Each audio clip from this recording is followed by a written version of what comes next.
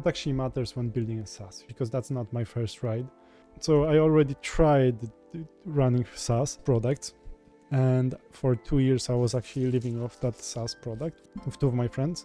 Then next time I took a couple of months off to write my own SaaS from work, but I had like kids and I had to go back to work at some point, and I didn't finish it, Then this is the like third time when I'm actually building this planner thing, which I already released. And then another thing is like I'm getting back to some of my old products, and I'm actually trying to encourage people to actually join me in that, So I've got already like a bunch of developers and like project managers that help me with different products, and hopefully some of them will be paid, some of them will be just a cool product. Yeah, so like the first thing is like, we shouldn't always focus on like coolest idea, So it should be something that there's actually need for, and there's already, maybe there is a market already for that, So that's actually something that it's worth actually looking into, If there is a market, if there are people that need it. I see that quite often people are actually building those like what's actually like popular now, So there's one thing is popular is obviously AI, so they're gonna try to create a new tool to do AI stuff, and it's not always the best idea to go for what's the coolest. It might be good to actually go there, but it's actually really hard then, and there's actually multiple problems with that. Like when I went to this pitch, when I was pitching there, like quite many teams were actually doing like AI and blockchain, and like, for example, with blockchain, it's about investment, and investment has quite a lot of restraints. I know it's a cool idea, but you have to be careful with how much you can promise people they can make. And like sometimes I think like what I'm trying to do now is actually to build something that is needed.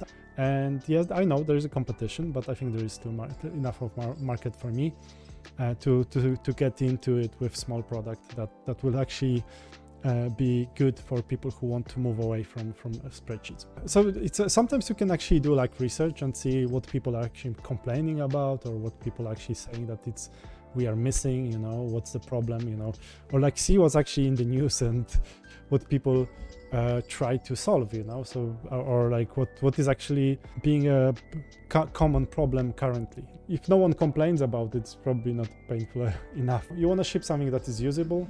It could be like, it doesn't have to be the most beautiful, and like actually if you actually look at, let's say Google, if you look at the design from Google, it's actually very basic and functional.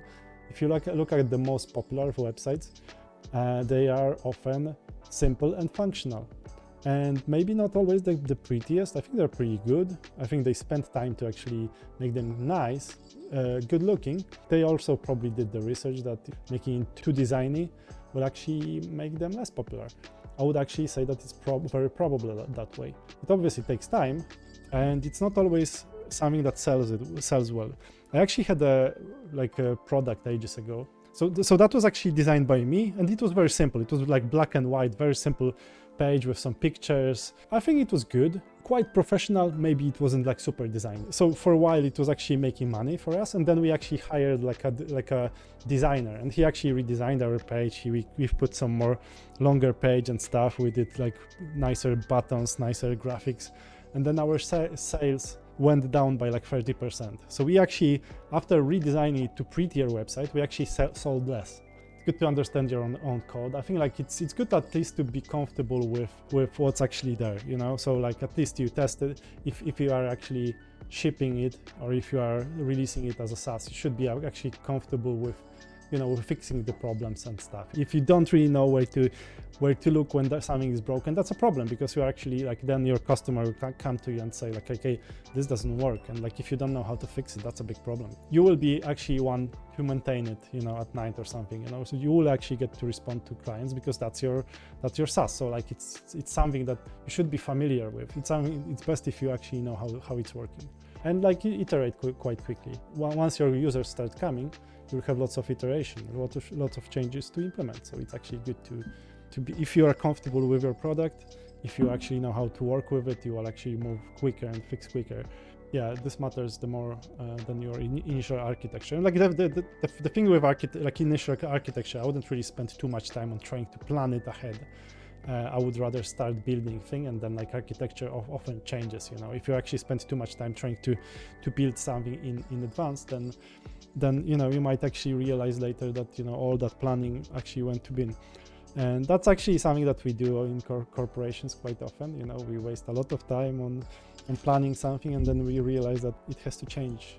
The thing is, like, it's good to be comfortable with your app, as long as you are okay with things that are actually happening there. But if you don't like your state management, but it works, just keep it. If it doesn't break or anything, if it's not really like performance problems or anything, like if it's just like something you don't like, I would just rather try to release the app. And like then if you don't really like it later, and if it makes money, but like you see like really big problems with that thing that you chose, maybe then it's worth writing in it, like, or if it's too problematic to actually fix problems, then sometimes it's good to pivot. It's good to actually stick to your plan of like, okay, you actually release your product, and like you just release your features that you think that are right, and then you go with it. Yeah, don't try to spend too much time on deciding whether you should use this technology or that. It doesn't really matter, as long as you can just move on quickly. If you spend too much time deciding whether you should use React, Vue, Svelte, or whatever,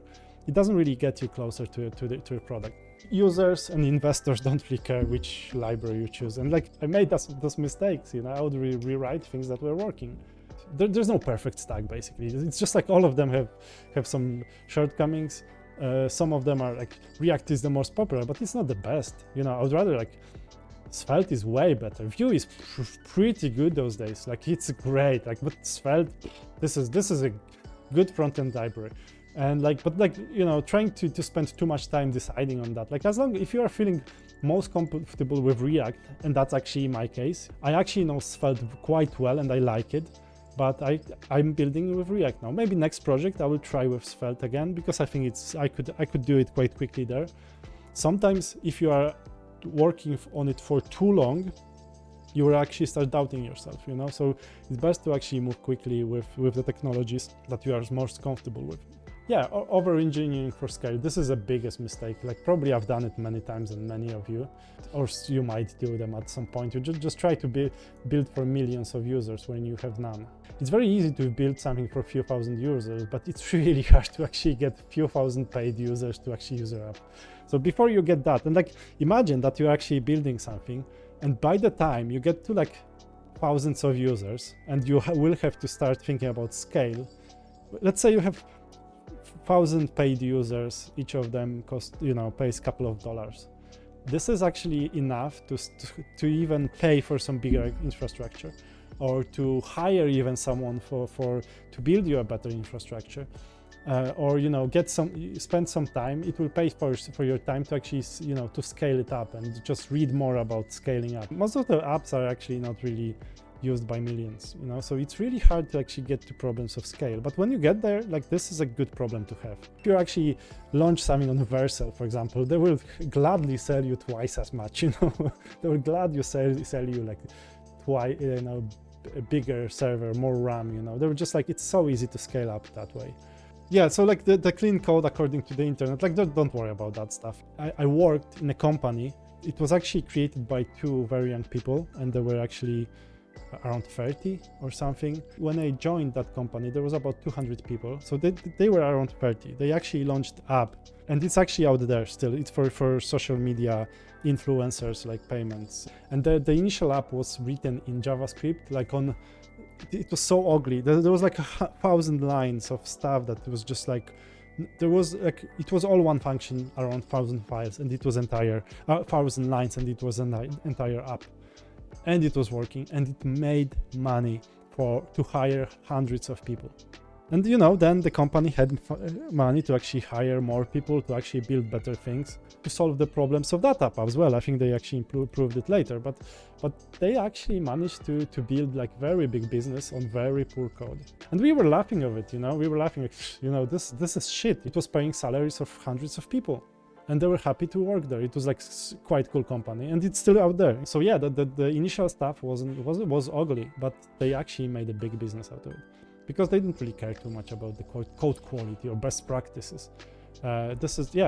There are just opinions. Best practices are opinions, and like as long as you are quite comfortable with what you are writing, that's okay. But like trying to get too far in terms of like, you know, to write it perfect ahead of the time, like that's not really good solution. Yeah. So working code with users beats pretty code in a repo. this like, I actually like, it's funny because like the other app that I'm working on, Pattern Market, when I looked at the code now, it's so beautiful. I really love my components. Like they're so small, and like there's not too much abstraction. Like this is good stuff. Like very beautiful, and never actually released. Never made a penny. You know, I just spent time on it.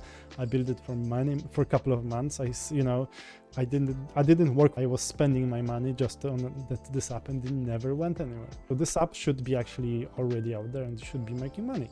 Yeah. So you don't need to like early like. You don't need to worry too much about, you know, CI tools, cool CI tools, or like Kubernetes setup. You can launch things on Vercel or WordPress. If you're selling something online like PDF, you know, you could just do it on WordPress, or like, I don't know, Stripe, wherever. Like whatever this is, the quickest solution is the best once it's released, because then you can just build another thing on top of that, and then you're actually creating this momentum. We are more afraid of failure than of, you know, physical pain even, you know, according to some research I heard.